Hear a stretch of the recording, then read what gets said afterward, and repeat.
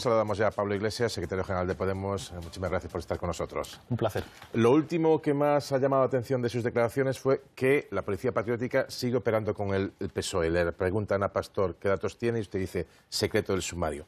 ¿Pero alguna información tendrá para hacer una acusación tan grave? Bueno, hay cosas evidentes. Gloria Elizo, vicepresidenta del Congreso, nuestra responsable de legal, hacía una pregunta a través de Twitter al ministro del Interior muy clara. Buena parte de los policías de las cloacas siguen trabajando a sueldo de todos los ciudadanos españoles. El jefe de gabinete de Eugenio Pino sigue trabajando y esos policías están ahí y evidentemente han trabajado para quien han trabajado. La clave de las cloacas es una triple estructura.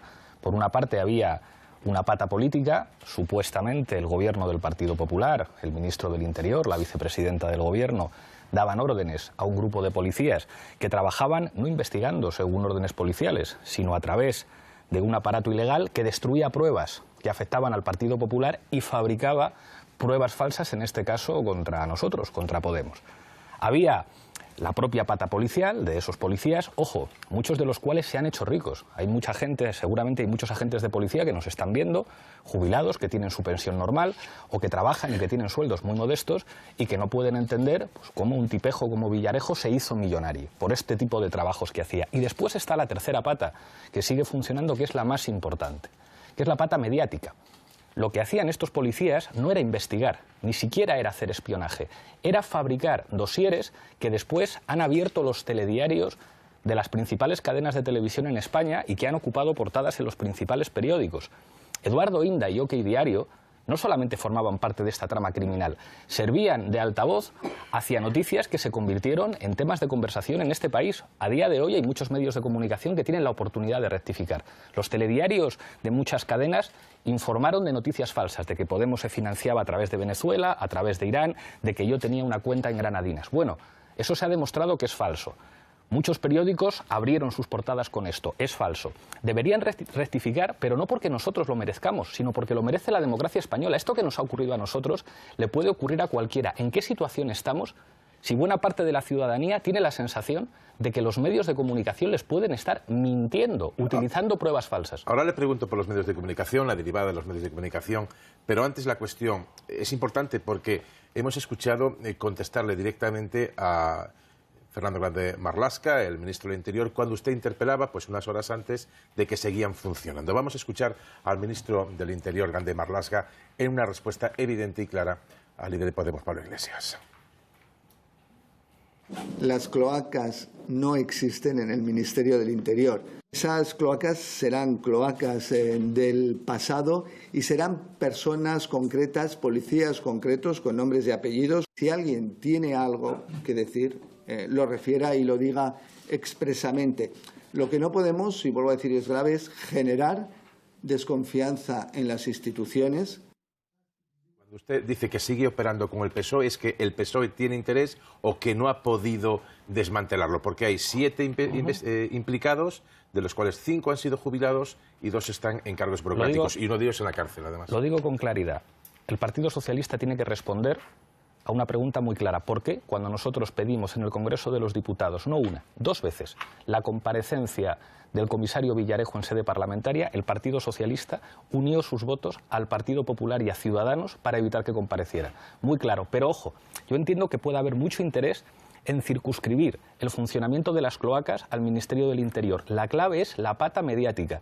Fabricación de Ahora pruebas. le pregunto por la prueba mediática. Yo sé que a lo mejor a usted no le gusta que hablemos de esto. A lo mejor mí sí. esto me encanta. Pues, esto y todo lo que quiera. Pero la clave de no tengo ningún problema. la clave de las cloacas no es que estos policías fabricaran pruebas para un procedimiento judicial. Cada vez que nos denunciaban, los jueces decían, esto es basura. Es que lo fabricaban para abrir telediarios y para hacer portadas de prensa. Esa es la clave fundamental de las cloacas. También hay portadas de periódicos que le han criticado, que han abierto estos días con este escándalo. Le cito, por ejemplo, al País, que no es un periódico menor, lleva abriendo 2 o 3 días desde la semana pasada con este escándalo. ¿Estará usted de acuerdo conmigo en que es una excepción en la prensa escrita, o no lo es? Creo que es el periódico que más vende en España. ¿Pero es una excepción? Pues seguramente será una excepción, pero por lo menos hay un medio que lo dice. Por eso, cuando hay que hablar de los medios, es bueno diferenciar cuántos sí, hay. Sí. Pero volviendo al tema de la Policía Patriótica y el gobierno del PSOE, ¿usted cree que si no lo ha desmantelado el PSOE es porque no puede o porque quiere seguir utilizando esas herramientas? Porque la acusación, si no, sería grave. Creo que no puede. O sea, yo sí creo que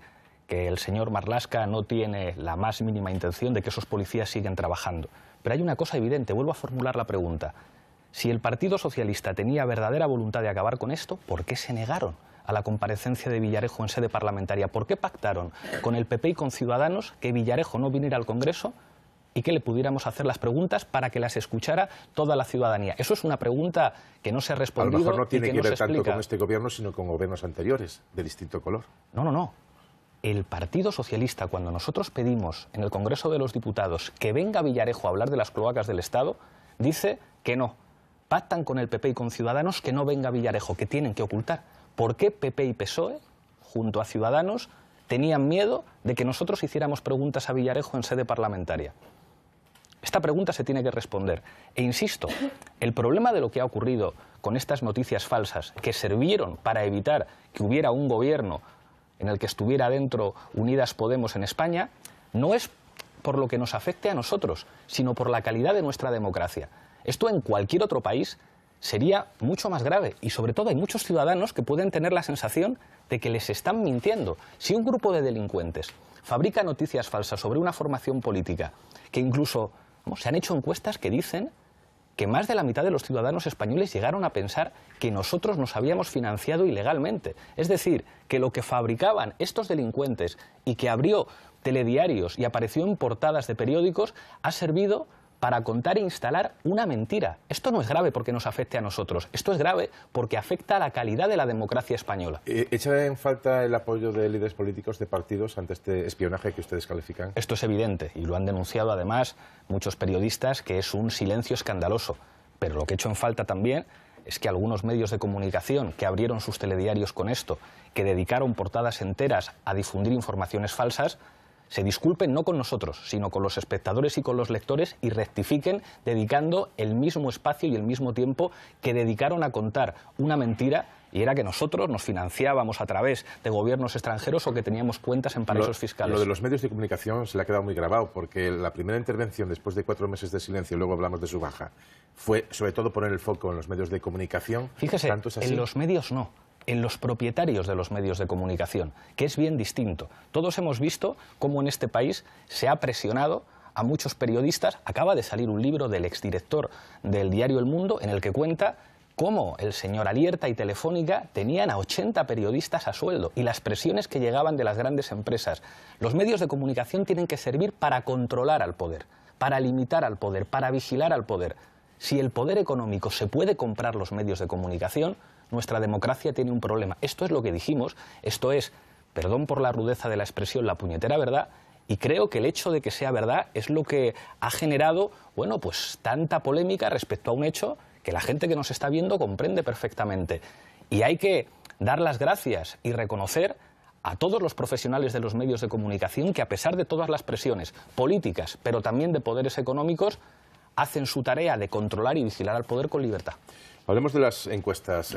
Hay informaciones también de esos medios de comunicación que dicen que el PSOE está preocupado porque ustedes bajan mucho en las encuestas. ¿Esto es ironía, no es ironía? ¿Está preocupado el PSOE por su bajada en las encuestas o no? Bueno, no lo sé. Yo le confieso que a mí me gustaría que las encuestas dijeran otra cosa. Pero también sé que las urnas están abiertas y que las encuestas en este país se han equivocado muchas veces. Y que las encuestas además no van a determinar lo que la gente vote el día 28. Las urnas están abiertas, hay mucha gente que no ha decidido su voto y nosotros vamos a trabajar para ganar las elecciones. En cualquier caso, creo que el próximo gobierno de este país va a ser un gobierno de coalición en una o en otra dirección, que se ha acabado la época de las mayorías absolutas y de los gobiernos de partido único. Y, insisto, respetemos que los ciudadanos tienen derecho a votar sin que las encuestas, que son muy interesantes, predeterminen el resultado. ¿Pero por qué cree que le da tanta bajada en las encuestas? Nosotros venimos de una situación muy difícil y negarlo sería pura hipocresía.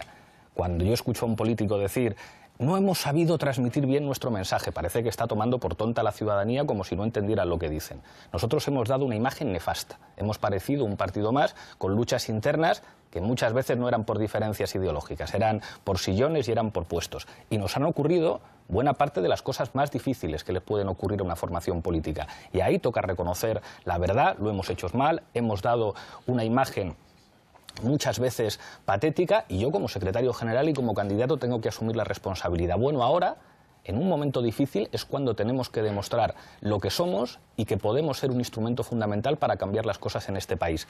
A nosotros creo que la gente nos va a perdonar muchas cosas. Lo que no nos perdonarían es que no dijéramos la verdad. Y por eso tenemos claro que en esta campaña hay que decir verdades, aunque sean incómodas, también sobre nosotros mismos. Esto, relacionado con las encuestas o con las urnas abiertas para el 28, imagino que urnas abiertas será el 28, cuando se abran, pero si las encuestas dan, o los resultados dan una opción de gobierno PSOE, Podemos o Unidas Podemos, ¿entendería que por la diferencia de votos o de escaños el PSOE quisiera gobernar en solitario? Y si fuese así, aun a riesgo y de la presión de que gobierne el bloque de la derecha, ¿ustedes no votarían a esa sesión de investidura? Esa época terminó. Y cualquiera que diga a los ciudadanos su voto, el voto a un partido de usted vale menos que el voto a mi partido, está tomando el pelo a la gente. En España se acabó el bipartidismo. La gente está optando por diferentes opciones políticas. Y todas esas opciones tienen derecho, cuando se forme una coalición, a hacerlo valer. Hemos visto que en Andalucía están gobernando dos partidos. El problema es que a nadie le parece raro que en Andalucía gobiernen dos partidos y, sin embargo, cuando se plantea la posibilidad de que Podemos esté en un gobierno, algunos dicen, pero hombre, ¿no apoyarían ustedes un gobierno en solitario? La pregunta es, si nosotros superamos al PSOE, ¿tendría sentido que nosotros propusiéramos al Partido Socialista un gobierno en solitario nuestro? Depende de la diferencia de escaños. No es lo mismo 130-30 que un 70-80. Bueno, los votos cuentan igual y nosotros aspiramos a ganar. Hace 4 años tuvimos menos de 400.000 votos, si no me falla la memoria, de diferencia. Y ganamos al Partido Socialista en regiones fundamentales como Madrid o en territorios tan importantes como Galicia. Y siguieron haciendo el mismo tipo de planteamiento. Eso es tomar el pelo a la gente. Eso es decirle al votante que elige una opción que su voto va a valer menos. Y esa época se terminó en España. La gente está votando pluralidad de partidos y, por lo tanto, gobiernos de coalición. ¿Y no le parece a usted curioso que nadie se eche las manos a la cabeza cuando resulta que en Andalucía el Partido Popular y Ciudadanos gobiernan juntos y, sin embargo, el mero hecho de plantear que Unidas Podemos puede estar en un gobierno hace que haya un montón de opinadores que digan no, pero mucho mejor el Partido Socialista solo por una vía o por otra? Y ojo, nosotros esperamos encabezar ese gobierno. La diferencia entre PP y Ciudadanos en Andalucía es mucho menor de las que marcan las encuestas entre PSOE y Podemos. Entonces, no hablemos de encuestas, hablemos de datos. De resultados. ¿Qué es lo que ocurrió hace 4 años? Hace 4 años la diferencia entre el PSOE y Podemos era mínima. ¿Y qué es lo que ocurrió? Que usted le propuso un gobierno de coalición con un vicepresidente, que era usted. Hombre, es que en Andalucía entiendo que la vicepresidencia la tiene Ciudadanos, pero fíjese que lo que ocurrió en aquel momento es que salió la noticia de OK Diario de Informe PISA, la noticia de la cuenta en el paraíso fiscal, exactamente en los momentos en que nosotros proponíamos un gobierno de coalición moderno, blando, burocrático. Lo que fue para impedir un gobierno. Hombre, es evidente que se intentó impedir que Unidas Podemos estuviera en ese gobierno, que es además lo que está detrás de buena parte de los intereses de los poderes económicos en este país. Yo conté en un mitin lo que me dijo un gran directivo de una empresa. Me dijo, van a por vosotros y van a hacer lo que sea para que vosotros no estéis en el gobierno, porque saben que si vosotros estáis en el gobierno en este país, algunos que no han pagado impuestos nunca los van a pagar. Y me dijo, hay 2 vías. Una de la vía que gobierne el trío de Colón, lo que fuera de Madrid llaman el trifachito, o van a intentar por todos los medios un acuerdo de gobierno entre Ciudadanos y el PSOE. Brevísimamente, entonces, si suman ustedes 130 PSOE y unos votos por ahí, no van a permitir que gobierne Sánchez si no es como ustedes en el gobierno. Si nosotros tenemos 130 escaños y el PSOE tiene 30, ya pues, usted solamente cuenta... Se lo digo al revés porque es como vienen las encuestas, pero usted quiere cambiármelo. No, claro, porque es como las urnas están abiertas. Y cuando hablamos de las encuestas, un poco de respeto, que en Andalucía las encuestas decían todas una cosa que luego no se cumplió. Nosotros vamos a apostar siempre por una fórmula de gobierno de coalición, pero no precondicionemos lo que va a votar la gente. Creo que en este país la gente va a votar de manera muy diversa y que lo lógico va a ser que aparezcan fórmulas de coalición. Yo sé que muchos van a decir, por Dios, que no entren los de Unidos Podemos al gobierno, porque eso implicaría cambios necesarios en este país que a nosotros nos van a afectar. Directivos de grandes empresas. Nosotros vamos a apostar por una fórmula de coalición y, ojo, salimos a ganar. Y también una recomendación. Que nadie se crea que es presidente antes de ser investido, que nadie se crea que va a ganar las elecciones antes que los ciudadanos voten. Las empresas de demoscopia no te hacen presidente ni te hacen ganar unas elecciones. La hacen los ciudadanos españoles y españolas votando. esperemos a que voten el día 28 y después comentamos, porque aquí da la impresión de que se le está pidiendo a un jugador de fútbol que valore el resultado del partido antes de jugar el partido. Vamos a jugar el partido y luego vemos lo que pasa. Vamos a ver cómo sale el partido. Voy a poner unas declaraciones. Usted estuvo 3-4 meses de baja por paternidad, venía con ganas, se le veía más cabreado en el primer mitin el primer mitin que dio en Madrid frente a la Reina Sofía, estaba más cabreado por estar con tanto tiempo aguantando cosas sin poder hablar. Fue habría una posibilidad de hacer compatible la cría de sus hijos con hacer alguna declaración. ¿Cómo entró usted allí? Entré muy feliz, cabreo ninguno, decir las verdades. Lo que pasa es que algunos confunden la sinceridad con el enfado. Es verdad que las verdades ofenden. Y cuando alguien se siente ofendido porque le han dicho la verdad, te puede decir... Pero también como lo diga puede influir, ¿no? Bueno, insisto, cabreo ninguno. Decirlo de la manera más clara posible para que la entienda todo el mundo. Yo creo que si algún error hemos cometido en el pasado es callarnos ciertas cosas y confundir la cortesía con no decir las cosas para que las entienda todo el mundo. Y creo que dijimos las cosas muy claritas y que la gente las entendió. Y creo que además los españoles no están para eufemismos, están para que les digan las cosas como son, sin ningún cabreo y sin ningún enfado, con la mejor sonrisa y con buen rollo, pero diciendo las verdades. Usted estaba en casa, imagino. ¿Usted vio la entrevista a Irene Montero de Carlos Franganillo en el telediario? Sí. ¿La recuerda? Le voy a poner un fragmento, vamos a escucharlo. Estaba tensísimo Carlos Franganillo en la manera en la que estaba sentado. Vamos a ver. Estoy convencida de que en Podemos la siguiente persona que ocupe la Secretaría General va a ser una mujer y creo que eso es una cosa que todo el mundo tiene muy clara en Podemos y bueno, y si no, al tiempo. Y si no, al tiempo, ¿dio usted un respingo en el sillón? Todo lo contrario. Creo que ¿Lo habían hablado antes? ¿Se le ocurrió a Irene? Lo que dijo Irene fue una obviedad. Creo que eso va a ocurrir en nuestra formación política.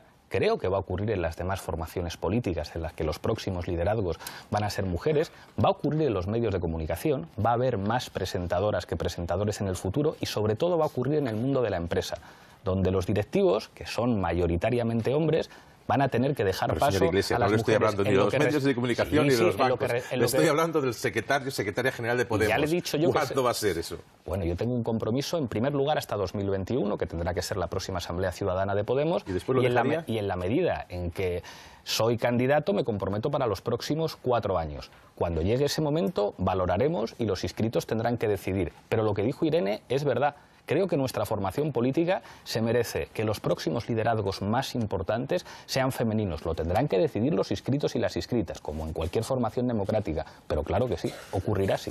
Turno de preguntas, que tenemos todos aquí ganas de preguntar. Yo ya he hecho las mías y me quedan algunas. Julio, con brevedad y concisión aquí y cortita. ¿Qué tal? Buenos días.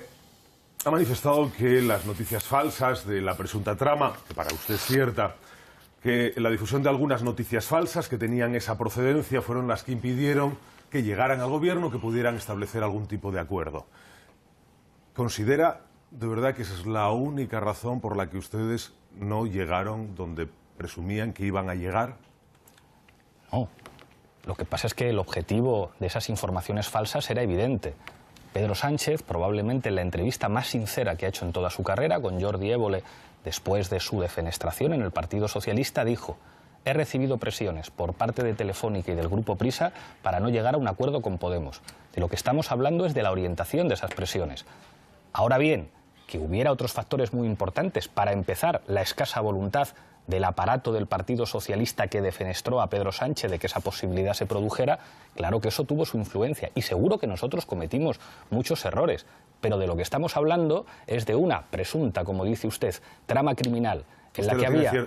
¿Lo tienes seguro? Bueno, ¿Hace falta investigar alguna cosa? Hay un procedimiento, dejémoslo en presunta, una presunta trama criminal en la que hay gobernantes del Partido Popular, policías presuntamente corruptos y medios de comunicación que trabajaban en la dirección de fabricar noticias falsas para evitar que Unidas Podemos estuviera en el gobierno. Eso es un escándalo en esta democracia, no porque nos afecte a nosotros, sino porque hay muchos ciudadanos que nos están viendo que pueden tener la sensación de lo que me están contando es mentira, lo que me están contando es el resultado de un dossier presuntamente fraudulento fabricado por policías presuntamente corruptos.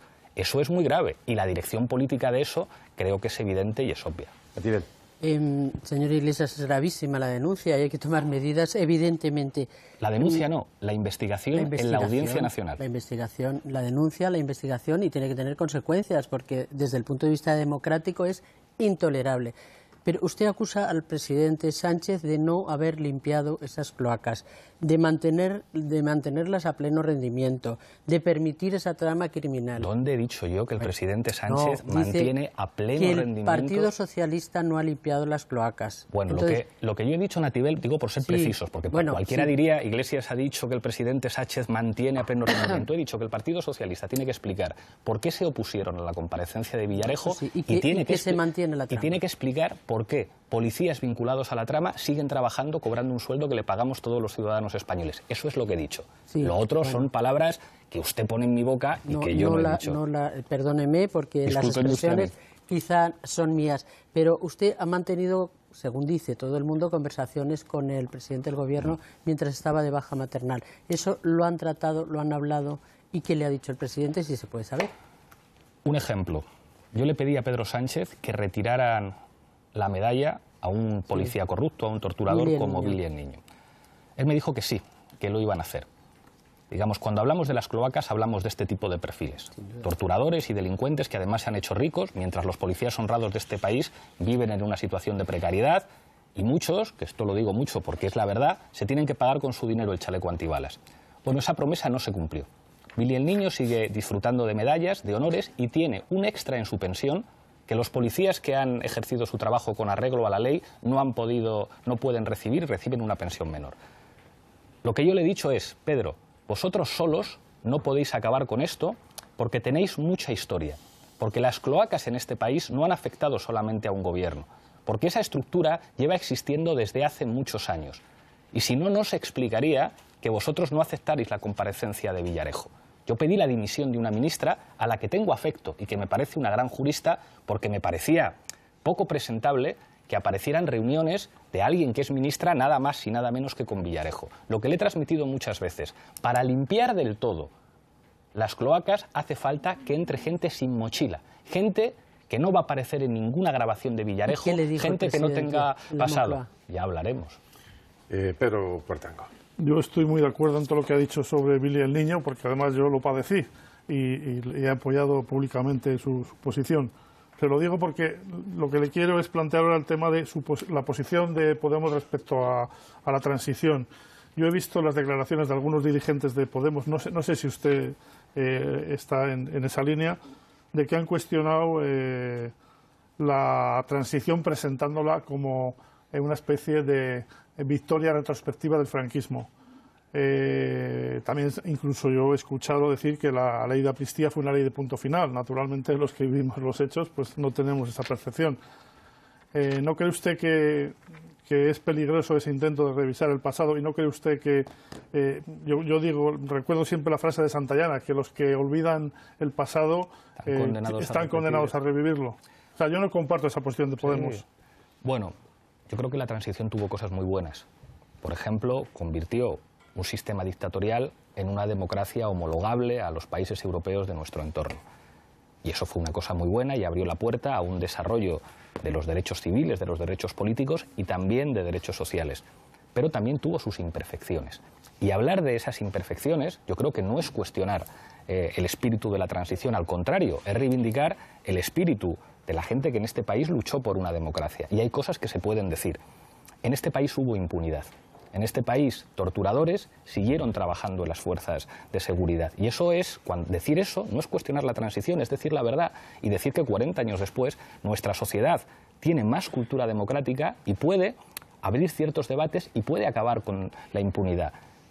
Es una barbaridad que en este país los responsables de asesinatos y los responsables de sentencias de muerte hayan seguido recibiendo honores de Estado. Es una vergüenza que en este país un dictador asesino que hizo en este país lo que Mussolini no se atrevió a hacer en Italia, tenga un mausoleo de Estado y que esto genere debate en un país democrático. Eso no es cuestionar la transición, eso es reivindicar los valores más democráticos de la transición. Si alguna vez no se nos ha entendido, pues seguramente nos habremos explicado muy mal. Y no quiero caer en esta cosa, digamos, de que hacen muchas veces los políticos, de que no se nos entiende. Pero quiero ser muy claro, nosotros reivindicamos los valores de nuestros padres, de nuestros abuelos y abuelas que lucharon por una democracia. Eso implica también decir que algunas cosas se pueden mejorar a partir de ahora y que podemos tener una democracia mejor. Esto de las cloacas viene de esa cultura política, porque algunos de estos policías, como Villarejo, como Billy el Niño, vienen de esa estructura del franquismo que no se terminó de limpiar, porque en este país los representantes de la oposición democrática, clandestina, ilegal, tuvieron que negociar y pactar con cuadros de una dictadura. Y ese acuerdo fue muy difícil. Seguramente no se podía hacer otra cosa en aquel momento, pero tuvieron que tragar con que algunos presuntos delincuentes siguieran en los aparatos del Estado. Bueno, completemos, limpiemos de una vez los aparatos de Estado de nuestro país de este tipo de gentuza. Estamos pasadísimos de tiempo. Le ruego, señor Iglesias, perdón, más brevedad. Marisa, tienes 30 segundos. Yo voy a ser brevísima. Dice usted que su partido ha dado una imagen nefasta, que lo ha hecho mal, que ha generado decepción en muchos, que ha causado bochorno, que su imagen es patética, y todo esto se ha producido bajo su liderazgo. ¿Usted no se ha planteado dimitir nunca? Yo estoy aquí porque los inscritos me han puesto donde estoy. E incluso en momentos muy difíciles he puesto mi cargo a disposición. Eso no lo hemos visto en ningún líder político en este país. Algunos les han dicho, usted ha copiado la tesis o usted ha pagado por tener un máster. Y no les hemos visto poner su cargo a disposición. A mí, por firmar una hipoteca de 30 años, he puesto mi cargo a disposición. Creo que en ese aspecto somos más que ejemplares. Hemos hecho muchas cosas mal y creo que la gente no aceptaría que nosotros no reconociéramos eso. Creo que asumir la responsabilidad es demostrar que podemos tener un resultado electoral que nos permita gobernar en este país. Si no lo tiene. Bueno, vamos a esperar a ver lo que ocurre. Ya me lo dijo a mí Marisa, las urnas están abiertas. Las urnas están abiertas, no lo intentes por ese lado, que yo ya lo intenté y no tuve suerte. Y vamos a ver lo que pasa. Nosotros salimos a ganar. No es menos cierto que muchas veces, en estos últimos años, a nosotros nos han querido dar por hundidos. E incluso, siendo tener que repetir esto, se han fabricado noticias falsas para evitar que nosotros gobernemos o para perjudicarnos como fuerza política. Eso es un menoscabo de la democracia. Vamos a dejar que los españoles voten el día 28 y a partir del día 28 hablamos de los votos que tiene cada uno y de quién puede gobernar en este país. Pues, señor Iglesias, Pablo Iglesias, secretario general de Unidas Podemos, muchísimas gracias por estar con nosotros. Un placer enorme, gracias.